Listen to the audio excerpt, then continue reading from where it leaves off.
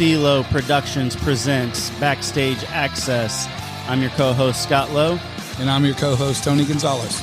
And in this podcast, we discuss all things in the world of Christian music and entertainment. All right, welcome to Backstage Access. This week, our guest all the way from Michigan, we have Dusty Bonez. Dusty, how you doing? I'm doing great. How are you guys doing tonight? We are great. Thank you so much for joining us. Thank you for having me. We're excited to have you here.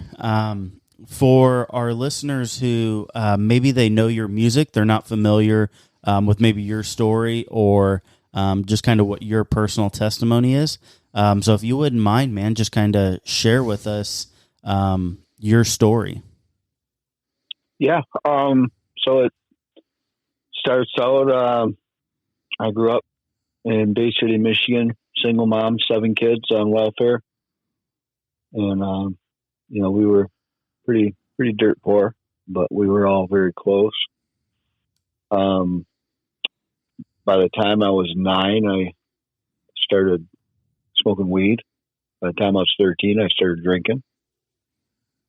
And with, my brothers and my cousin. And my dad was a guitar player. He learned late in life. Actually, my grandfather was a Nashville player. So my dad ended up learning late in life just in time to teach us.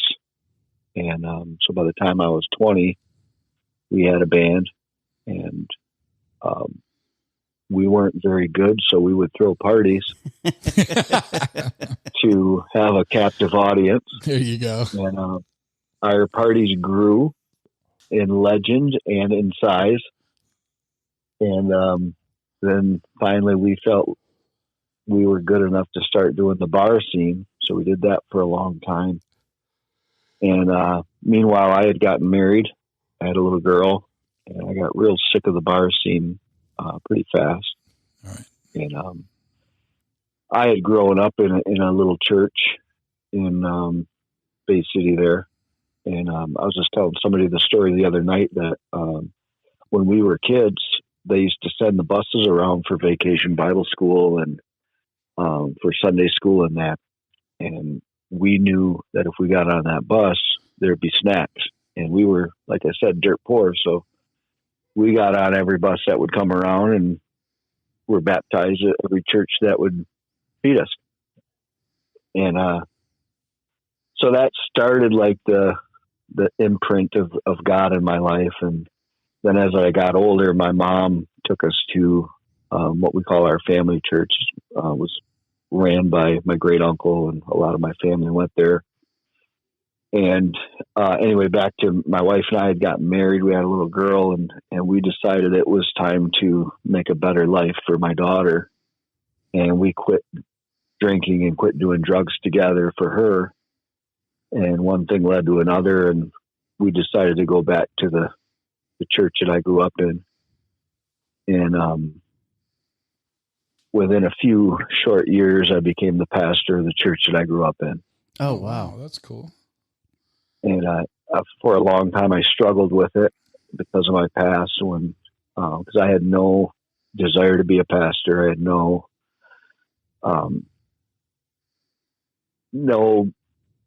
I wasn't seeking it at all. We just wanted to go to church, and one thing just kind of led to another. And here I am almost 2 decades later, still running the church.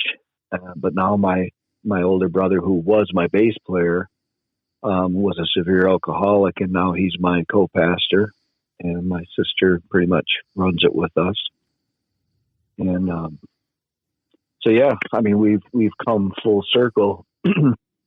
And as far as the music thing, I left the bar scene, like I said, and I put my guitar away when my wife and I were really getting involved in the church. And I told the Lord, I said, I only want to play for you, so you let me know when it's time. Mm-hmm. And I put my guitar in the closet, and I didn't play it for probably a year, maybe 2 years. And it got to the point where I was really starting to itch to play, because growing up. I started at 13, so it was never far from me, my guitar. Mm-hmm. And anyway, so one night I was sitting there just kind of whining to God, and I was like, God, I really want to play guitar. When's it going to be time? And I'm not kidding. The TV was on in the other room, and it was like it kicked up 3 decibels and said, the time is now. What are you waiting for? Mm. I said, okay. So I went in and I grabbed my guitar out of the closet and I blew the dust off it. And I said, I'm going to do this right. And I grabbed my Bible and I just flipped it open, and it opened to Psalm 23. And I just started sliding the D chord up and down the neck. And I ended up writing a whole song to Psalm 23, and which I ended up recording later on with my old band, the Savior's Army. And, so I started doing music again, and I had no idea how to do Christian music. You know, I knew how to write Christian music because even when I was partying, a lot of my lyrics had Christian themes in them, but I didn't know how to go about being a Christian artist. And I remember I was at a Caedmon's Call concert with my wife and my daughter, and I ran into this acoustic guy, and this is way back in the MySpace days, and we hit it off, and he was opening for Caedmon's Call, and I contacted him on MySpace, and he kind of coached me and helped me, gave me some contacts and told me where to go. And in the secular world, you call the bars. You know, it's pretty simple. Mm-hmm. But in the Christian world, I had no idea where to start. Right.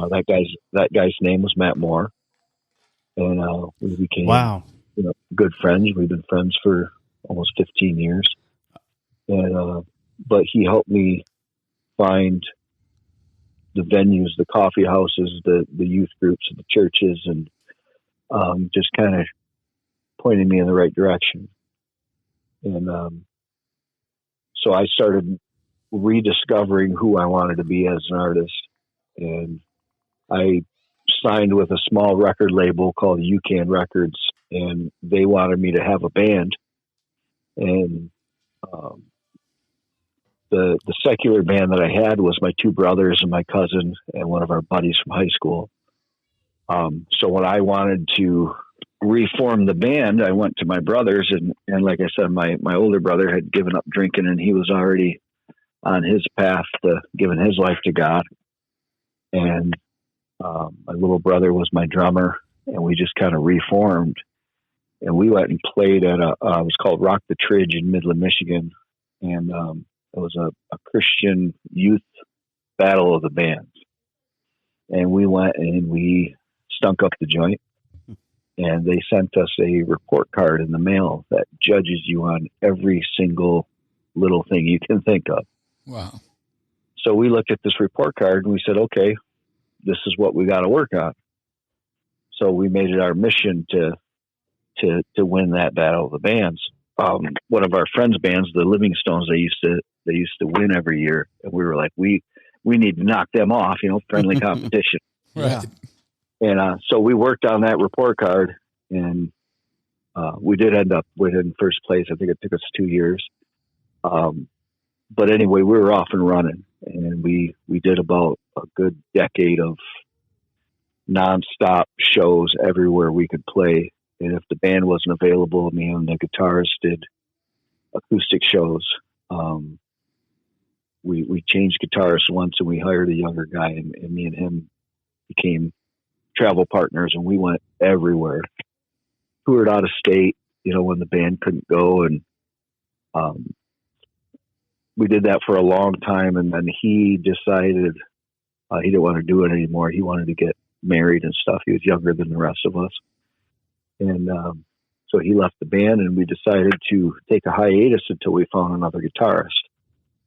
And that was about 5 years ago. So I've been on my own ever since as Dusty Bonez, because it's my nickname. And so that's where I'm at with that. Okay. So the secular band that you had, that you said that was you, your 2 brothers, and a friend from high school? Yes, we were called the Starving Artists. Okay. And then, so when you became a Christian band, did those members, did they give their lives to Christ and followed you into the new band, or did you get new members? No, we, like I said, I had gone kind of out on my own and tried to figure out who I wanted to be as an artist. And when I signed with UCAN Records, they wanted a band, and my older brother was already following suit, as far as the church and getting involved in the church and stuff. And my younger brother, because we all grew up in the church, so it was always there. Mm-hmm. We just drifted. So when I proposed to them, hey, I'm going to do this, but we got it. I'm doing it for God. My older brother automatically jumped on board. And then my little brother, he's going to follow what his big brothers are doing, not just the music, but, you're cleaning your life up. I'm going to clean my life up. And my cousin joined us, and he ended up leaving. He had a little bit more rockier path. He's back now with serving God, but he had a little bit longer path than we did. I'll just put it that way. Gotcha. Okay. And my buddy from high school, he did join us for a little while, but he never fully got into the Christian thing, so he decided it wasn't for him. He's still my good friend after 30 years, but just the Christian band thing wasn't him. He wanted to do the metal, and you've heard my stuff. I'm far from metal. Yeah. Even with the band, we had some heavier songs, but we were never even close to metal.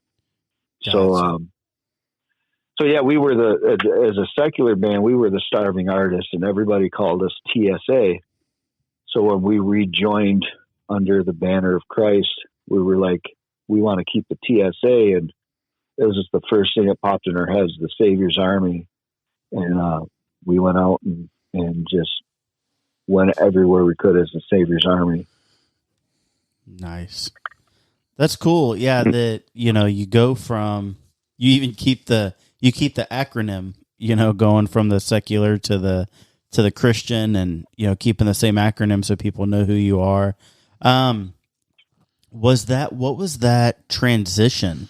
I know you said you put your guitar away for a little bit because you were just at that point where you just wanted everything that you did to be in the will of God, and you wanted to make sure that you're keeping Him first.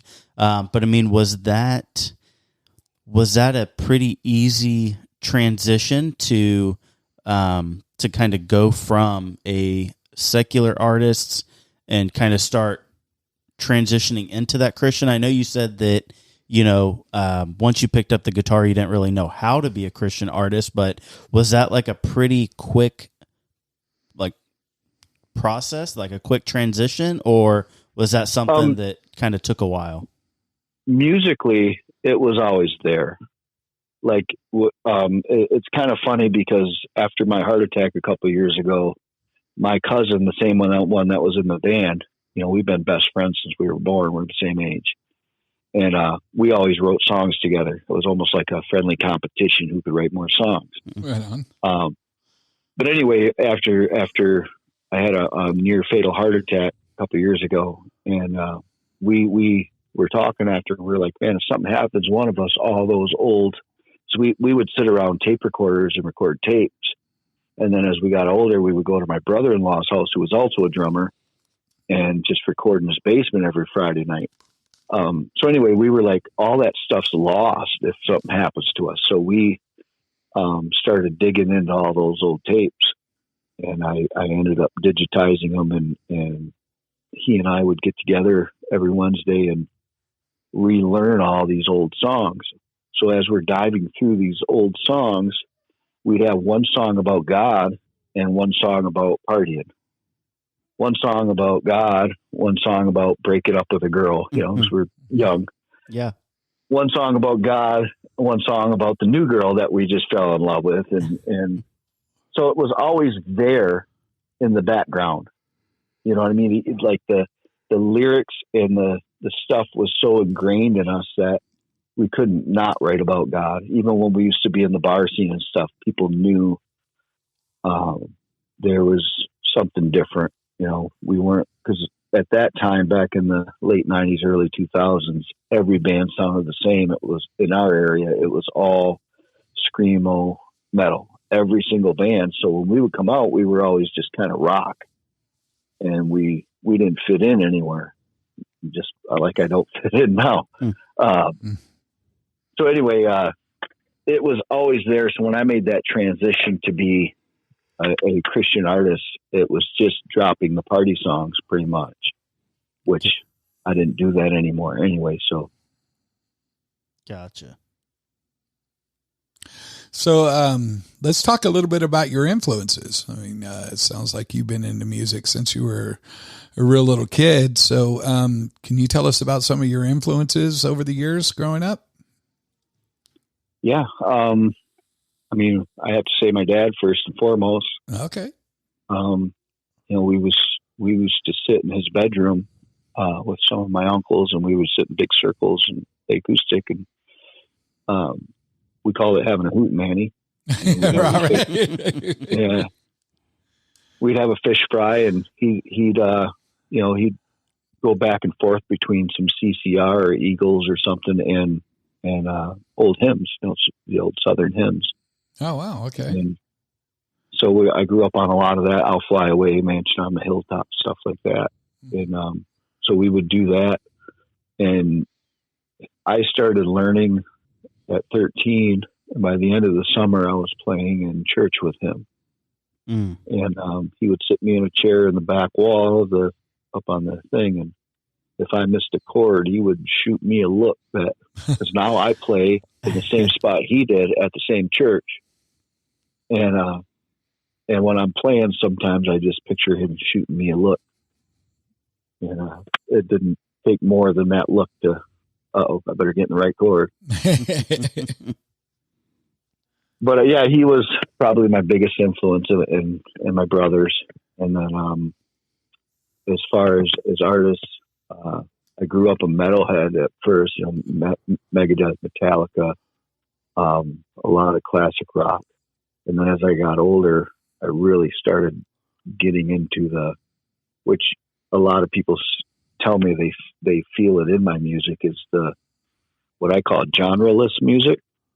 Tom Petty, Mellencamp, stuff like that, Bruce Springsteen, just rock.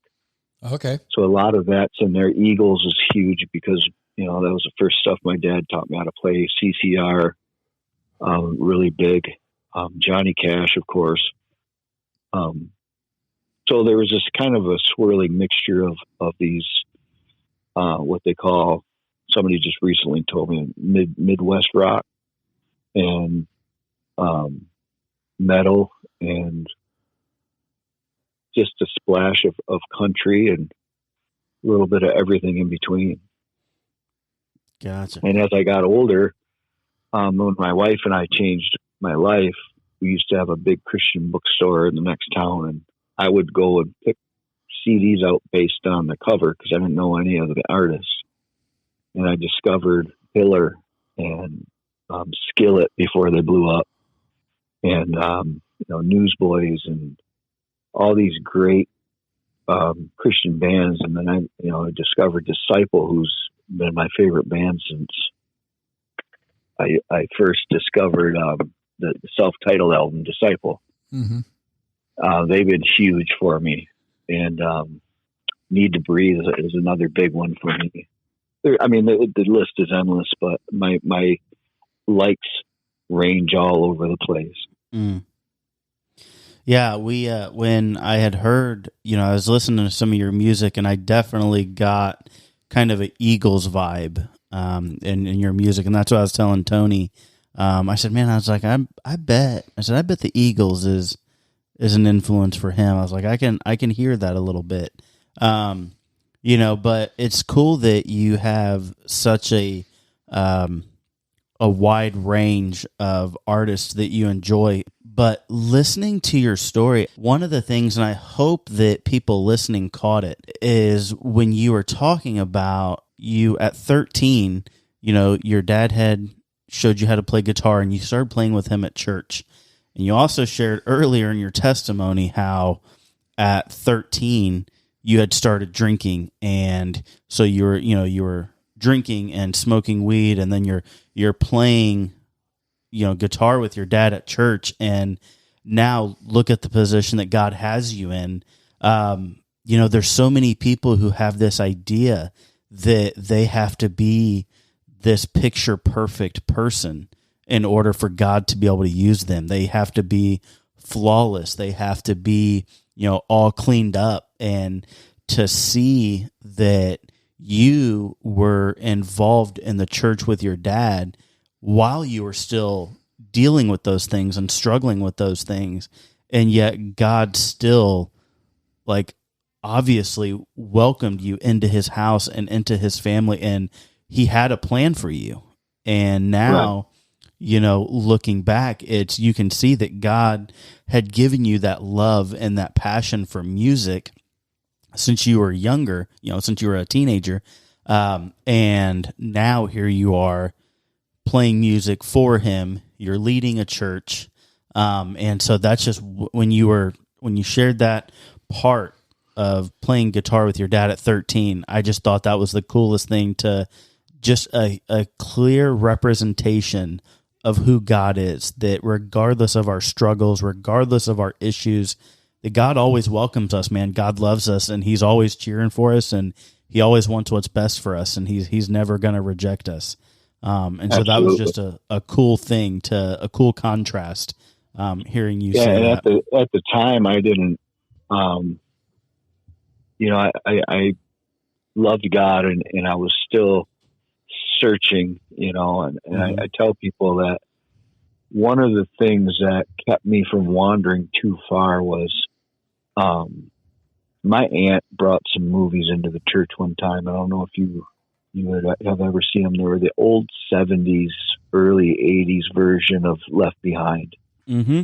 And, they're the real cheesy, bad acting. And, anyway, in the movie, the rapture happens and everybody's left behind, and they get their heads cut off, and the mark of the beast, and the whole 9 yards. So as a teenager, that stuck with me, and I wanted to know if that was real.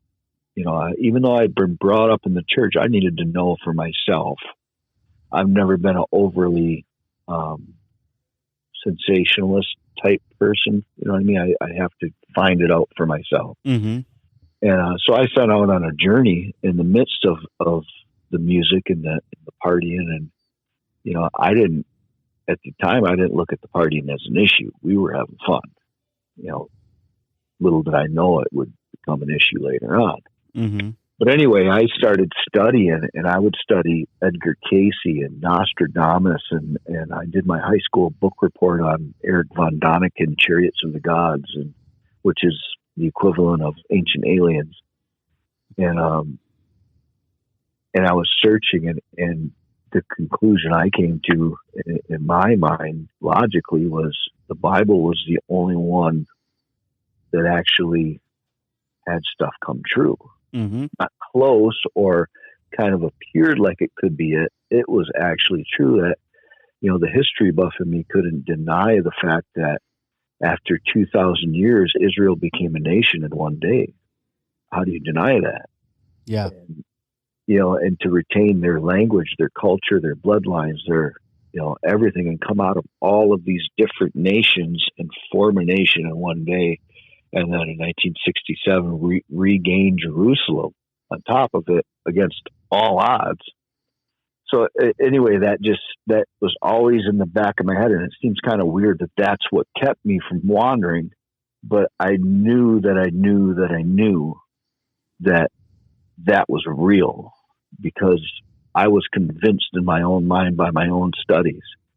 And so it always kept me from wandering too far away from God. Like, there was always that voice in the back of my head saying, that's real. It's mm-hmm. real. And so finally, when my wife and I cleaned up our lives, and we got on fire for God, and we were going to all these different churches and meetings and revivals and everything else, naturally my love for prophecy came back, and I really dove in hard. And anyway, it's what really cemented my relationship with God. Yeah. Is that, you look at the best fantasy stories out there, like Lord of the Rings and all these different stories, and the Bible just blows them all away. And I'm a character in that story. This is, the way I would think. I'm a character in that story, and he's actually coming back. Mm-hmm. And it would just fill me with such vigor and enthusiasm to, so when the church, when they kind of told me, hey, it started out, they would ask me to get up and give my testimony. And after 3-4 times, I'm like, it's the same people. And they would be like, oh, just talk about whatever's on your heart. Little did I know they had a plan, and God too. But it became more and more frequent. And then they said, we're putting in, we're going to put in for your ordination. And I was like, whoa, no, that's not me. And I really struggled with it. And I remember I was at doing my first show as a quote unquote Christian artist. And it was a Toys for Tots benefit with the CMA, which is the Christian Motorcycle Association. Bikers for Christ. And so I'm sitting backstage, and there's this guy sitting next to me, stereotypical biker, long beard. He's got tattoos, and he's got his cut on his vest and everything. And he's sitting there tuning his bass, and somebody comes up to him and says, oh, Pastor so-and-so. And I said, Pastor? And he just laughed at me, and he says, I get that a lot. But he said something that changed my whole entire outlook to this day. He said, but I can reach somebody that a guy in a suit and tie will never be able to reach. Yep. And a light bulb went off over my head. And I went back to church, and I told we had 2 pastors. I told them, I said, all right, I'm going to do it, but I'm not wearing a suit. And they just smiled at me and said, deal.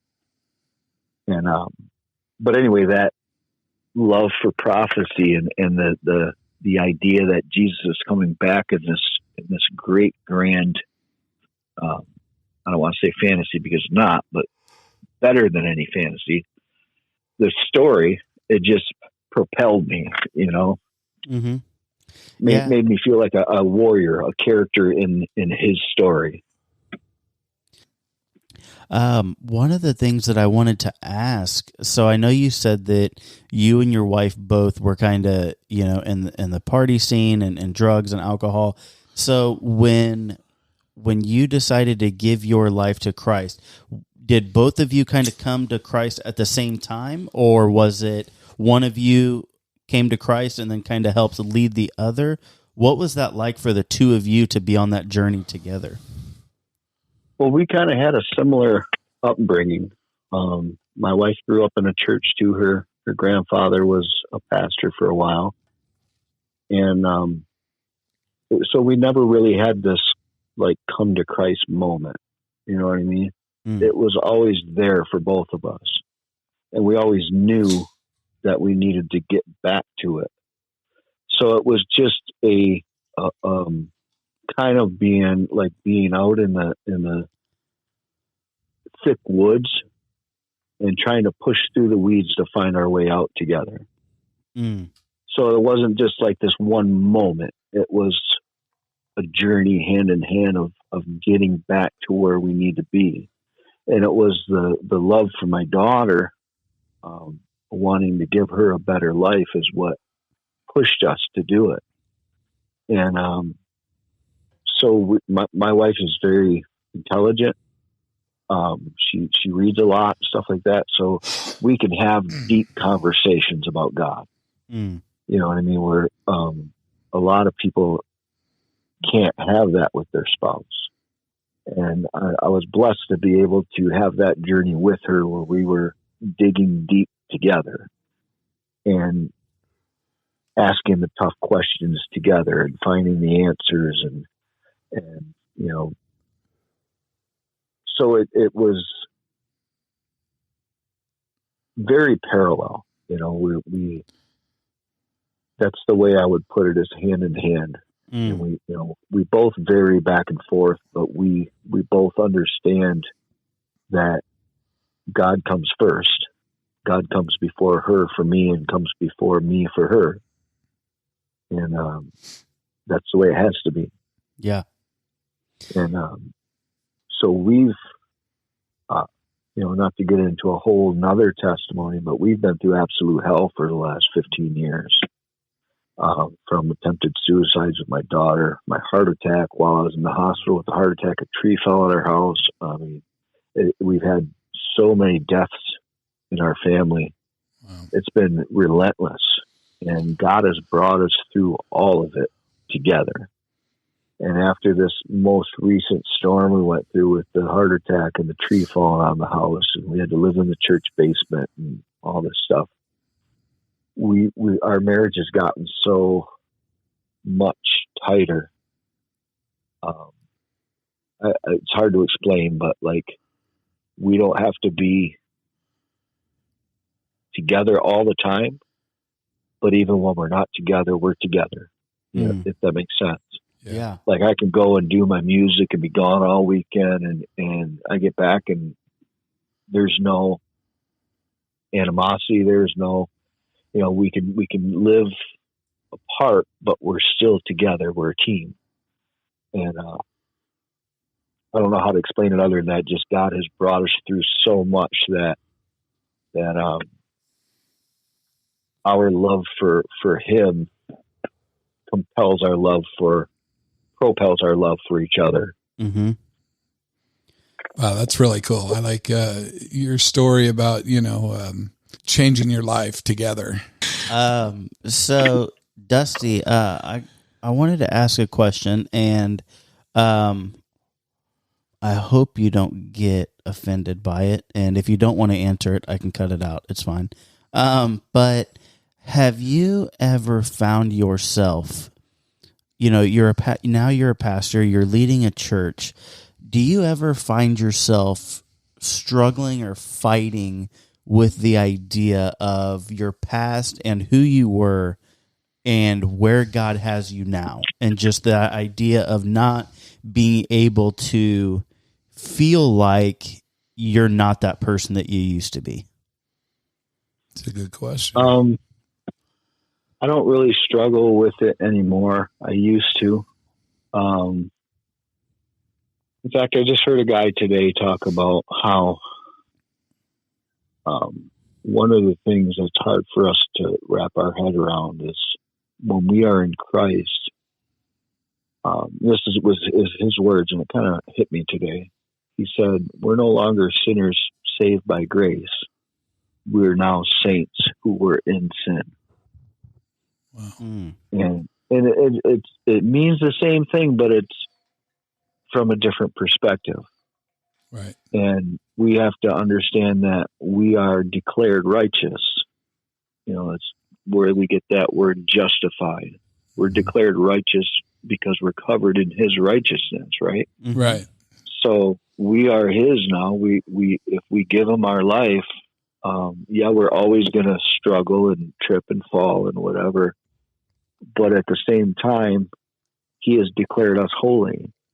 And that word holy doesn't mean perfect. It literally means set apart. We're set apart for his purpose. That's what holy means, is we're set apart. Yeah. So when I do have those moments of I'm not good enough, he reminds me, well, duh, that's why I had to make you holy. I made you holy. I set you apart because you weren't good enough. None of us are. All fall short of the glory of God. Right. So I find myself, the area I struggle with it more than the pastor is music. And, again, my wife, she deals with my complaining about music for all these years. That's got to be the most grace she's given me in my life. Right. I really struggle with it because I don't know if you've seen my posts lately, but I don't feel I fit genre-wise. Mm-hmm. And recently I've really got confirmation from some people in the Christian music industry that, no, you don't fit. And basically I'm not Christian rock enough for Christian rock, and not Christian enough. I don't mean that. I mean Christian rock enough, genre-wise. And for so long, I couldn't even get people to answer my messages. And I would think, how can you be a Christian and just ghost people? At least say, hey, I'm not interested. Right. And it would drive me crazy. And it would make me bitter and angry. And what am I doing wrong? Why am I not good enough? And I would struggle with it, and then God would remind me when I'm out in the field, the battlefield, I call it, when that one person comes up to you after a set or after a show, and you pray and God shows you this mighty thing that he did through your testimony or through your music. And again, I get reminded, oh yeah. So he's been really pushing me, I feel, to stop trying to feel validated in the Christian music scene and to just go where he sends me. Right. And just to give you an example, like I and this is just me, I'm just sharing my feelings. I feel overlooked in Christian music.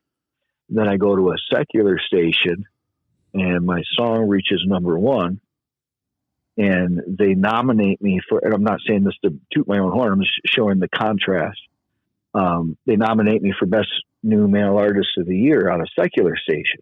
Wow. And I'm like, where's the Christian love, And Yeah. so I've been in this state of transitioning. Like, God's been showing me, you're not trying to be a Christian artist. You're trying to fit in and be validated. And that's what he's been revealing to me. And he's saying, stop doing that. Okay. Just go and play where I say to go and play and minister where I say to go and minister. And I've been a lot more content when I finally had somebody just flat out tell me, we're not going to pitch your song to radio because you don't fit. Yeah. Not those exact words, but wow. I couldn't find radio promoters. I couldn't find, people to promote. It's been a struggle because I don't have a band. So everything I do, from booking to traveling to recording to raising money, merch, everything I do. Wow. I have to do. That's a lot. Wow. Yeah. And I, and I look at my buddy Matt and I'm like, it's possible he's doing it. Right. Right. Or Matt Sassano, another guy who's doing it. Oh, okay. Yeah. Yeah. We know Matt. Yeah. I don't know that Matt. I'm talking about Matt Moore. Like he's always an inspiration to me as far as it can be done, Yeah. Right. But it's just been a struggle because of not feeling like I fit in genre wise. And I got a buddy, my traveling partner, Noah Ray Tatum, another guy you guys could probably interview, but we both kind of have that same struggle because he's kind of got that old folky classic rock feel to him too, mixed with worship. Okay. And so anyway, we just kind of we relate on that where where our other friends they have that heavy sound, not quite metal, just hard rock, and that seems to be the click right now, and so anyway, just to come back to the point, I've found more contentment when I just finally got the affirmation that, yeah, you're just spinning your wheels. You need to reevaluate and try something different. So I've made a decision this winter. I'm going to really push. I've been redoing my garage. I built a little studio in here to do more online stuff. Okay, cool. Gotcha. Try to go that route. I mean, I'm still going to do shows, don't get me wrong, but usually I slow down in the winter anyway, so I'm pushing to try to get more presence online. Gotcha. Yeah, something different. Right. Yeah, we've had a few artists, who have talked about just the difficulty, of kind of finding where they fit in, and we've mostly had, more, heavy metal, rock bands on the podcast. And they've talked about how, they're stuck in a place because churches think that they're too heavy and they don't really want anything to do with them. But then because of their lyrics and, honoring God, then a lot of secular places don't want anything to do with them. And so they said, it can be really, really difficult. And there's exceptions, people who have, kind of, I guess, broken that barrier, but a lot of them, share those same struggles. And, but like you said, man, there's people out there who gravitate to specific styles of music, and I know you kind of called your music, genre-less, music, but man, there's so many people out there who, your style of music is very unique.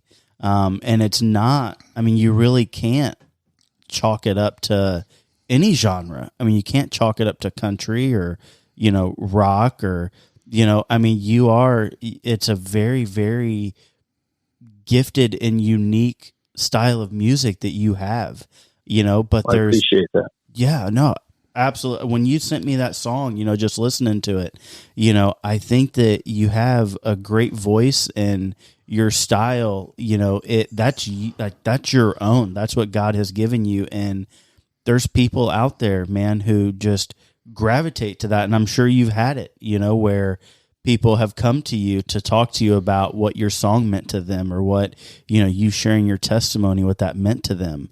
And so that's what I try to tell people, when we do these shows, letting them know, like, man, just remember the stage is just a small part of your platform, we're here to plant seeds. And, if God gave you the gift, God gave you the ability, then follow his call. Don't try to be something that you're not. Don't try to fit into somewhere where you think it, gets more listens or is more popular. We had a band on here, Tricord, and I love those guys so much. And, but they were talking about how they would do these rock shows, and they said that, it didn't feel like them, what they were doing. They said that they were just kind of more soft, they did more like soft rock type stuff. And they joked around. They said, we felt like the 98 Degrees, of Christian rock, Right. But they were like, it just didn't feel like us. And they made they went back to the studio and started writing and recording what they felt they were and what they felt God was calling them to. And they get these opportunities now. They did Kingdom Come Festival, which they tried for 4 years, couldn't get on. And then this year they finally got on KCF. And, so things are starting to happen. And I believe it's because, just like you were saying, it's stop trying to be popular. Stop trying to, be something that you're not, and you have found where God has called you to be. And I believe that he's going to reward that, and that you're going to see, the things that come from that, and you making that decision to, kind of forget all the naysayers and, just clear your head and just say, God, I'm focused on you. I'm doing what you have called me to do, and I'm just leaving it in your hands. And whatever your will, then I trust you. Absolutely. I appreciate that. Yeah. Thank you so much. And so before we wrap this thing up, for anybody that is listening, can you let them know how they can support you? Whether, how they can find your music, if you have any merchandise, anything at all where they can find your music, follow you, and support you in any way. I'm on just about every platform. It's Dusty Bonez, one word with a Z at the end instead of an S. I'm kind of in this in between right now because all of my resources have been going to get this new stuff out. I went to Nashville last fall and recorded 3 new tracks with a Dove Award winning producer down there named Kenny Bell, Nice. who worked with Toby Mac. Oh, And wow. anyway, we did 3 songs together. One of them is a song for my daughter about her battle with depression, and it's called Olivia Smiles.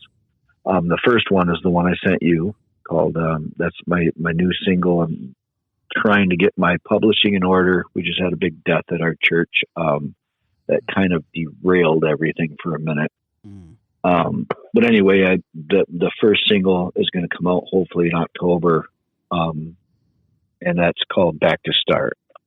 And it's just kind of about the craziness going on in the world and how people are coping with it. But anyway, so I don't have any merch at the moment. I think there's T-shirts on my website. If you just Google dustybonez.com, it should be the first thing that pops up, which is why there's a Z instead of an F. Gotcha. But yeah, I got those 3 songs coming out. I got a whole new album behind that with the guy I normally record with. And I'm also doing a side project with my cousin that I told you about, the old songs. Cool. And then I have another album I've been doing in between of songs from my youth, that with some love songs for my wife and stuff from back in the day that just never got recorded. So I have all this music on the verge, but the first Dusty Bonez single should be coming out. The first new one, I should say, should be coming out this fall. Okay. Good deal. Well, we're looking forward to that. Dusty, we really, really appreciate it. It's been a pleasure. Yeah. Thank you so much. Likewise, you have a brother. good night. You too. Okay. Thank you. Bye-bye now. Bye. Bye.